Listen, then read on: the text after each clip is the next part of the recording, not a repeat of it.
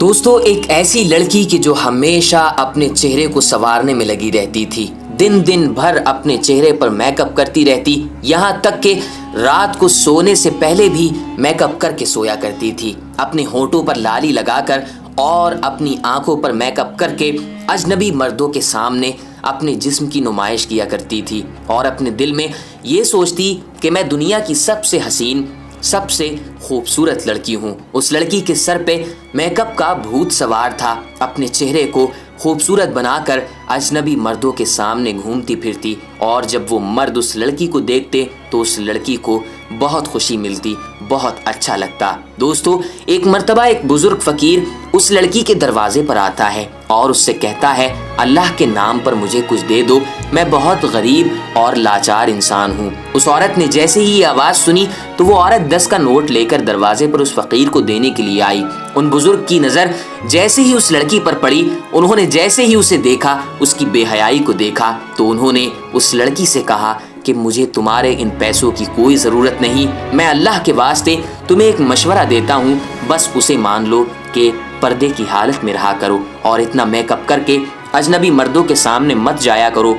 ان بزرگ کی یہ بات جیسے ہی اس لڑکی نے سنی تو وہ لڑکی غصے میں آ گئی اور ان سے کہا کہ تم اپنی حیثیت تو دیکھو، تم تو ایک گھٹیا سے فقیر ہو اور مجھے مشورہ دینے آئے ہو، مجھے سمجھاتے ہو، میرے دروازے سے چلے جاؤ اور دوبارہ یہاں پر مت آنا۔ وہ فقیر وہاں سے یہ کہتا ہوا چلا گیا کہ مرنے کے بعد بہت برے انجام سے گزرنا پڑے گا، ابھی وقت ہے، سنبھل جاؤ سنبھل جاؤ۔ دوستو، کچھ ہی دن گزرے تھے کہ اس لڑکی کی موت ہو گئی اور اسی گاؤں کی رہنے والی ایک پرہیزگار عورت کچھ دن کے بعد اس لڑکی کو خواب میں دیکھتی ہے۔ اس پرہیزگار عورت نے جیسے ہی اس لڑکی کو دیکھا تو اس کے حالات کو دیکھ کر وہ عورت گھبرا گئی اور صبح ہوتے ہی اس عورت نے لوگوں کے سامنے اس بات کا ذکر کیا کہ میں نے فلاں لڑکی کو خواب میں دیکھا ہے، وہ لڑکی ہمیشہ بے پردہ رہا کرتی تھی اور میک اپ کر کے لوگوں کے سامنے اپنے حسن کی نمائش کیا کرتی تھی۔ میں نے دیکھا کہ اللہ تعالیٰ نے اس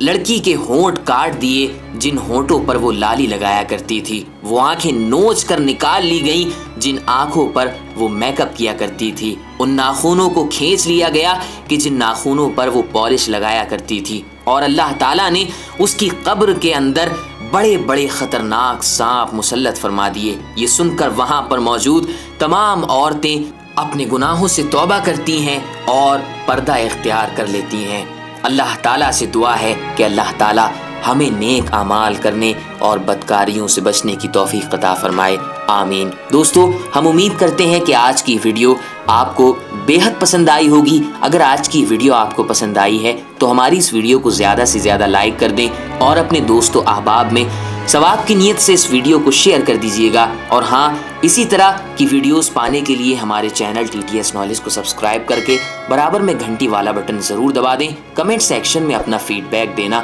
بالکل نہ بھولیں۔ دوستو، ہم ملتے ہیں ایک نیکسٹ ویڈیو میں، جب تک کے لیے اپنا اور گرد و نواح کے تمام ساتھیوں کا خیال رکھیے گا۔ خدا حافظ۔